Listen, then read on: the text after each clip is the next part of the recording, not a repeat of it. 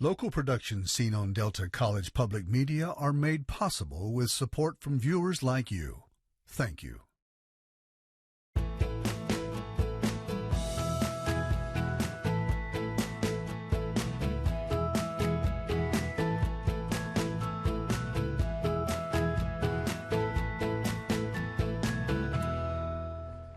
Well, good evening, everyone. I'm Mike Redford, and this is the follow-up. In fact, this is the opening show of our 7th season. Hard to believe. Thanks for joining us, as always. Coming up on tonight's show, the UAW strike against the big three automakers, now in its 5th day. What are the biggest issues keeping the two sides apart? What are the biggest factors leading up to the work stoppage? And what impact is it having financially, not just in the auto industry, but our economy at large? Tonight, we have two veteran auto reporters and a radio talk show legend joining us live to kick this around. But first, we would like to hear from you to help drive the conversation here on the show. You can do that in a variety of ways via social media on Facebook and Twitter. You can email us, or you can dial into our follow-up hotline to voice your opinion, ask questions, or suggest future show topics. And if you'd like to watch any of our past shows from past seasons, just log on to deltapublicmedia.org.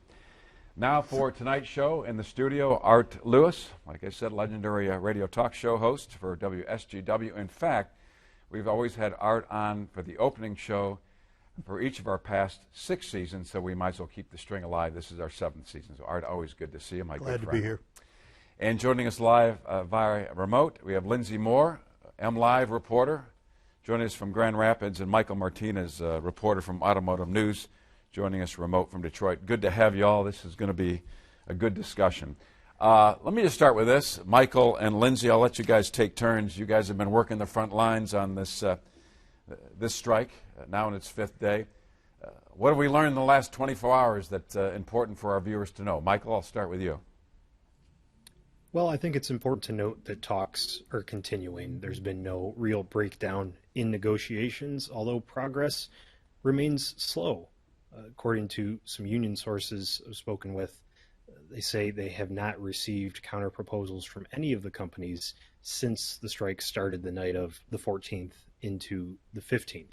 Now we have this Friday noon deadline to make progress, so we're going to need to see some movement there before that deadline. And we're also noticing the strike is starting to have some ripple effects. There were some announcements about some parts plants down in Toledo tied to that assembly plant there that had to lay off about 600 workers. Yeah, and we had some pliers here in mid-Michigan that have talked about some layoff notices as well. I have a question for you, Michael. Given the union strategy of selective strikes right now, does it come a point in time where the auto manufacturers say, no, we need some assuredness, we're just going to lock everybody out and shut down? That's a threat. I think it's something the companies could consider, preemptive shutdowns or lockouts of those employees. But at the same time, if you have a strike that could snowball and be bigger and bigger as time goes on, if you're the companies, you're going to want to pump out as many cars as you can while you can do it. So I'm not sure they are completely inclined right now to cut off production any earlier than they need to. Lindsay, how about you? From your view from MLive as the automotive reporter there, what have you learned in this last day, and kind of what are you working on now? What should we know about? Sure, yeah. So as Mike mentioned, we are kind of waiting now on a Friday deadline, such as life as a journalist, right? You're always waiting on a moving target on a deadline here. But I think while we wait for that, we are looking at the ripple effects of the suppliers going down. But also, we've known since the beginning, this is obviously a national story, especially that this is the first that all 3 Detroit automakers are the strike target. So naturally that has brought in national politicians. We've already heard Biden kind of weigh in on this. Now Trump is saying that he's going to come by. He's going to skip the second Republican debate and come to Detroit instead. This is only kind of, I think, fanning the flames. But, jury's out if this only spotlights negotiations or if it's a distraction or maybe it's somewhere in the middle, right? Yeah, what do you guys make of that strategy? It's the first time in history, these contract negotiations, that the UAW didn't just target one automaker and then come after the other 2. They're going after all 3, and they're doing it sort of this rolling way of shutting down plants. hitting one plant at each of the three automakers, and by the way, that was the best production selling vehicles of all of those automakers. What do you make of that strategy? And it appears to be working. Well, I think what's going to happen is if Friday comes and goes, you'll see them increase the pressure by going after parts supplier plants, hit them where it hurts, so to speak. And at that point in time, going back to what I asked Michael, if parts become scarce and they can't produce, at that point in time, the automakers are liable to take it in their own hands. But they're saving a little bit on strike pay too, right? I mean, in the past, if all the plants go out, that strike pay fund goes down pretty quickly. This way, initially you've got about 13,000 workers at those three plants. Yeah, that's the other side of it. You're saving a little bit there, right? Yeah. So that's a good strategy from the UAW's standpoint. It was interesting to see them go with this strategy. These plants are mostly self-contained, right? You have seen a few suppliers, a few hundred workers here and there go out since then, but really the impact is minimal to the union strike fund. But I would argue it still has the potential to ramp up even more. These are really good selling products. They are pretty popular and profitable, but there's still more cards to be played. If you're Ford or if you're GM, you do not want them shutting down production of the F-150 or Silverado, for example. That would be even worse. Right. What impact do the electric vehicles have in all of this? I think Well, they're present. Oh, go ahead, Michael. Go ahead, Lindsay. Go ahead.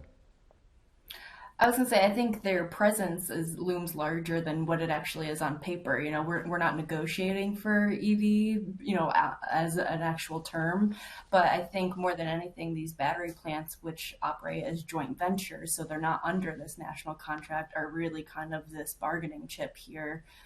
Moving forward as we make this EV transition, because we're looking at plants that aren't unionized right now, but that the UAW certainly hopes to unionize and to raise the wages there. You know, Lordstown, Ohio being this kind of bellwether that they had, which is a GM battery plant.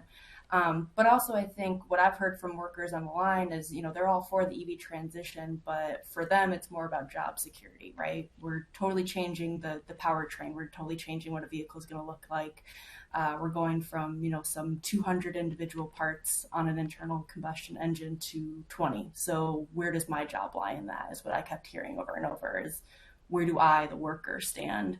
And I think that's what's going on at the table. But it's also an incredibly expensive decade that these automakers are looking down the pipe at. So they can't really, you know, agree to just anything. They know that they're going to have huge costs coming up. Michael, you want to follow up with that? Yeah, I think Lindsay really nailed it. Yeah. One thing I would point out is that you have vehicles that require less labor to build. The union is extremely concerned about that, and you're seeing that reflected in some of their demands. If you go back to that long laundry list they put out in early August, one of those things was called a working family protection plan. If you read into the details there, it sounds a lot like the jobs bank from the Great Recession era, which would continue to pay workers almost their full pay if they were laid off or if their plant was shut down. And you have to imagine that that plan has in mind any potential job losses in the future related to EVs, because you simply just don't need as much labor to build these new vehicles. Michael, what's the impact of the size of the UAW today? We talked about this before we went on. Union at one time was like 1.5 million members. Now they're down to sub 400,000. Does that have some impact on their power against the companies? It certainly does, but you also have to keep in mind the power of the companies has faded quite a bit. Detroit 3 are not really the big three anymore, even though Sean Fang keeps referring to them as the big three. Their market share has dwindled significantly. It was almost near 70% before the Great Recession. Now it's down to about 40% as well. So sure, the union doesn't have as much power, but the companies aren't as powerful as they once were either. Along that note, I was reading the UAW is kind of in a better position with the general public in terms of their view. There was a Gallup poll recently that said 71% of those surveyed in America approved of labor unions. That's a 60-year high. So while their numbers may be down, at least people are feeling a little bit more favorable about that. I wonder, though, if you took a poll and the public favored the union asking for a 40% raise in 4 years, very few people outside of that realm would get that kind of money. I wonder what the public response would be to that. Has there been any polling on that?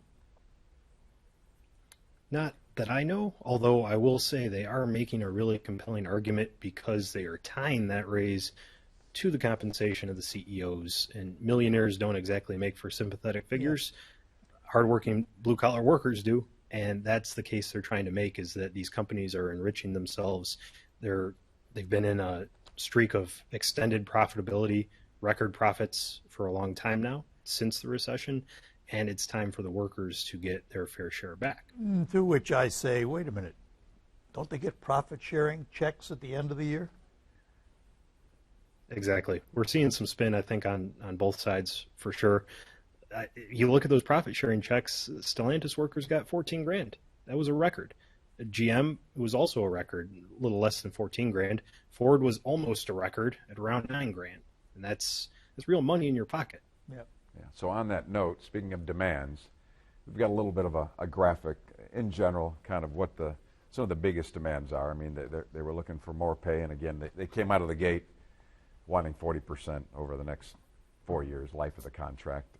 They were also asking for a 4-day work week, and we knew that wasn't going to fly, but that's sort of the art of negotiation anyway, right? They backed off a little bit. They wanted to end to the tiered employment, better employment benefits overall, cost of living, making sure that's keeping up with inflation, and then we mentioned sort of the electric vehicles, worker protections for electric vehicles. So just taking a peek at that, I mean, do you think that the UAW, by coming out with that right out of the gate, looking for 40% as a demand, that a strike was imminent?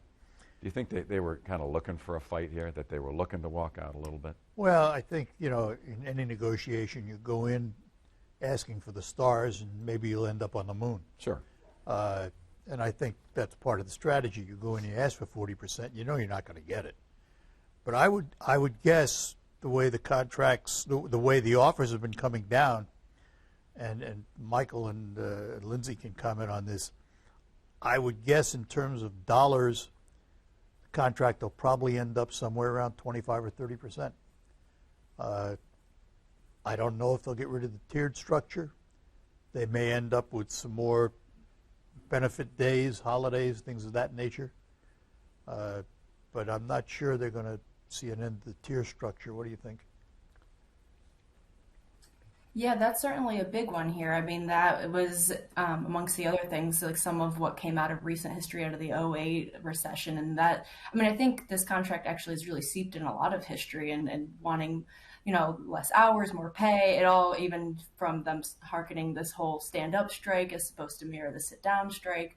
And I agree with you. I think you go in really, big, like you said, you shoot for the stars and land on the moon. And I also agree with you, Mike, that I think they're coming in with a fight. They came in hot for that reason. I think we're in right now, all of the counter offers are around that 20% wage range. And I still think that the UAW might consider it a win if you got more paid holidays. I think that's really what that 32-hour work week was trying to get at, was that work-life balance. And they were coming at it with a couple different options to see where they could, get that for their employees, or for their workers, rather. But I did want to comment briefly, too, on something Michael had mentioned about the optics of all of this, and that they're tying that 40% to CEO pay to kind of rile people up. And I had a really interesting conversation with historians this week about how those optics really do mirror the 1936 and 37 sit-down strike, where all of the, kind of strike propaganda, for lack of a better word, but the excitement around the strike was to be really virtuous of this is what the American dream is, and this is what the middle class will look like. And I don't think it's a surprise that Bernie Sanders was in Detroit, and that is really where the heart of, what they're kind of pumping here is exactly that, right? Like, I'm the underdog, I'm going after the big guy. And so I think that really kind of drives this narrative, and we'll see where it lands, but maybe somewhere in the middle of both. Well, let me ask you that, following up. You think that's Shawn Fain, that's him, their new president who was elected in March? You think that's that's his style, or is that coming down from the UAW hierarchy? This is going to be the new way we're going to do things. Ooh, that is a tough question. I mean, granted, the leadership was coming out of, unfavorable times, right? They had some scandals going, and Sean Fain was, elected by his members. And so far, what I've asked people on the picket line, when I say, what do you make of this guy? Do you believe him? He's leading you into battle. They're pro him. They're ready to see if the fight is for real. He's definitely a little more mild-mannered in person than what you get on the Facebook Live, but I would say that's probably true for most people in the public eye too, so hard to totally, make what you will about that. But I think that when he came in and he was elected, he campaigned on this idea of change and no more, company unionism, that he was really going to be a man of the people. And I think being a man of the people meant strike from the get-go, and he's delivering on it so far, right? Wow. And Michael, I think you talked to us earlier that either he's really good at what he does or he's kind of being coached very well. But the optics that he's putting out there are pretty strong, I guess. Yeah, I have a couple points I'd like to make here as to the inevitability of a strike. I think Sean Fain both needed it and you can argue almost wanted it. Again, going back to that election, hardly anybody voted for him. Only 14% of UAW members bothered to cast a ballot, and Sean Fain just squeaked by with barely 51% of that vote. So he still needs to introduce himself to a lot of members and convince them that he has their best interests at heart and he's going to fight for them and erase that stain of the corruption scandal that threw 2 of the past 5 union leaders in prison. And when you talk about the final hours before that strike deadline last Thursday night, there was not a lot of serious bargaining going around. Take a look at the proposals from the automakers. They're not close to what the union wants, but they still would have been historic record contracts, most generous in the company's history. Sean Fain threw them in the trash. As far as I'm told, after he went on Facebook Live at 10 p.m. to announce the plants that would be on strike if they couldn't reach a deal, no negotiations happened. So you had 2 hours before the deadline where nothing even happened. So it seems like they were itching for a strike there. And I do want to say, when it comes to that tiered wage structure, I think that's going to be one of the keys here to eventually end this strike and get an agreement.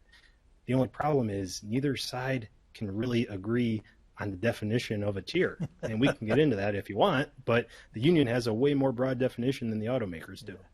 And I would say one thing about, who's pulling the strings. I don't think it's just the leadership, just Fain. I think it's together. I think they're working together. I think they're focused together. That's the one thing about this that it strikes me that there is a cohesiveness in the union right now that I don't think was there before. I think at the very least, because you do have some competing factions on the International Executive Board. You have Sean Fain's reform slate that won a majority of the positions, and you have some incumbents like Chuck Browning, vice president of the Ford department, who had been around in that previous administration.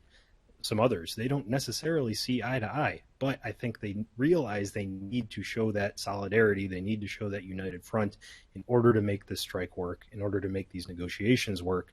And so far, so good. The UAW is using a tiered system of sorts as this walkout is played out, right, with its own employees. Do you want to expand on that a little bit? That's a great observation, because you have, with this sort of novel stand-up strike strategy, you have a lot of workers who are still making full pay and benefits on the job, working as we speak. And then you have these 13,000 who Sean Fain referred to as the tip of the spear. They are the first ones on strike. They're the first ones not to receive pay. They'll get their strike pay starting on day 8 if the walkout lasts that long. And then you have all these other workers at various plants, suppliers, parts plants, who are laid off because of the strike, who aren't necessarily entitled to strike pay, but the union has said they would still compensate out of that strike fund. Let me ask about the public sympathy to this. I know you quoted a poll that the public was in favor of unions. when all is said and done and the settlement comes, whatever it is, it's inevitable the price of the car is going to go up. Couple that with the interest rates that are out there today, and you have to wonder what the consumer is going to think about all this. So, Lindsay, you want to touch that? Sure. Well, I mean, I think in part, I think it matters who and where you're polling, right? I think if you have somebody that's UAW, then you're immediately kind of skewed, right? That's a kind of a legacy and a loyalty there. But you're right that, prices are definitely, it's supply and demand, right? We have really basic economics here. And to your point about interest rates too, I mean, consumers are being hammered and have been hammered for over 3 years now. And I think that, automakers run the risk too of just how long will people keep waiting to buy a car, and how long can the average person keep waiting for prices to go down, for interest rates to go down. I think the fact of the matter is that we can't keep waiting. And so I guess if your question is, will that help people, support a union, not support a union? I guess it depends whether or not you're buying a car this week or this year. I don't know if you can do a direct parallel line to that, but I do know that you can definitely, to your point, draw a parallel line between prices and supply. And if this strike continues, then that will continue to stymie supply. And no, I don't think you can expect to, negotiate on the lot right now. And I think it's going to hurt to buy a new car. And that's why we're going to continue with a really inflated used car market and really high buyouts of leases. So for the consumer, the strike it's not good news. That's for sure. Well, go ahead. I would say this one thing, though. You almost can't put this at the foot of the UAW for whatever they eventually negotiate. Oh, no. Because if you look over the past few years, right, car prices have gone up regardless. Yeah. You look at some of these full-size trucks, and we're talking 6 figures, fully loaded. I think Ford, had that brilliant strategy with the Maverick, the compact pickup, starting around 30 grand or so. You don't really see a lot of really inexpensive new vehicles on the market right now, regardless of what's happening. The average payment now is $700 something a month for for a vehicle, and I understand too that in any contract there's a giver and a taker. It takes two. Both sides have a play here.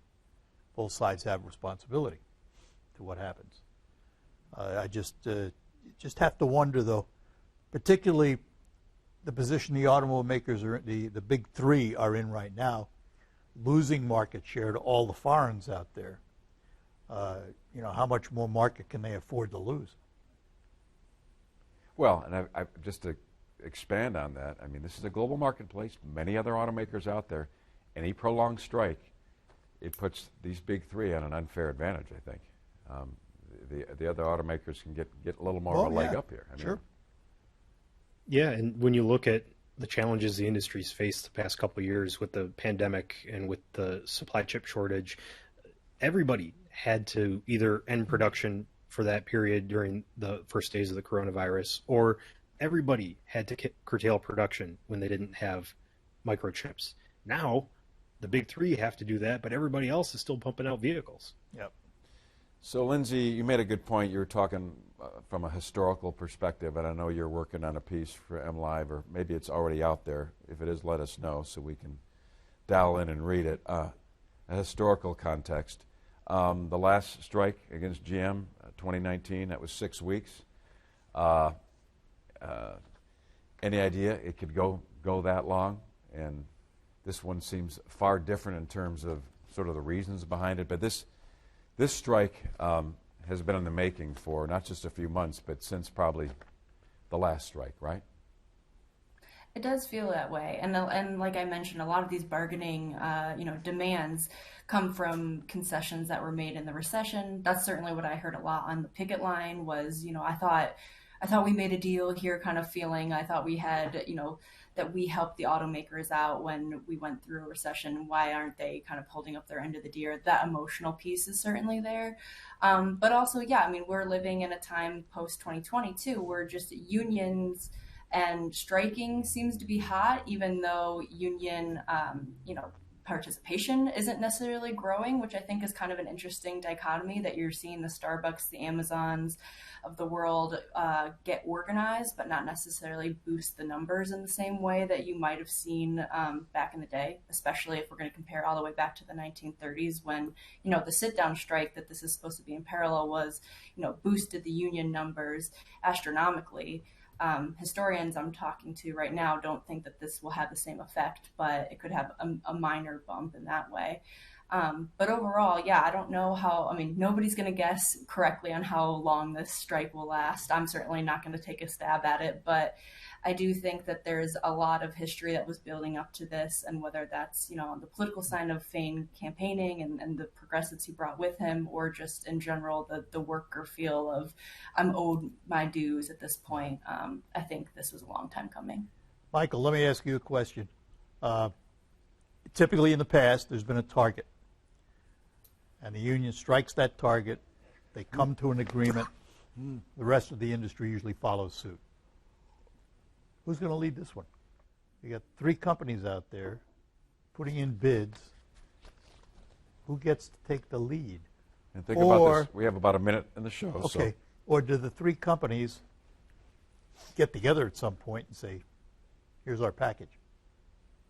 Ford was out in front early on. Everybody's right at about the same level now. We'll see what happens there. They certainly everybody wants to set the pattern, right? Because you get to force that on the competition.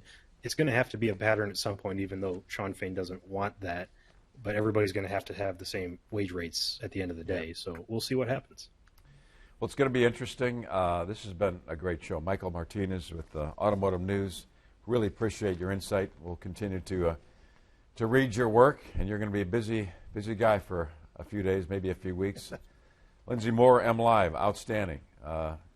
Read her work on MLive. We appreciate it, and maybe we'll bring you back. This thing goes longer, and may have you back on again. So really appreciate you coming on tonight. Nice to meet both of you. And Art Lewis, always a pleasure.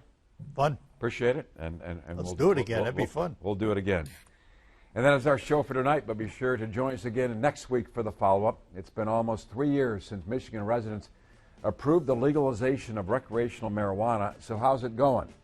What are the successes and what are the pitfalls? And how do the anti-drug advocates feel about it? That's next week here on the follow-up. In the meantime, hit me up on social media or dial into our follow-up hotline to join the conversation. Thanks for tuning in tonight. Beginning of our 7th season. Hope to see you next week. Have a good night.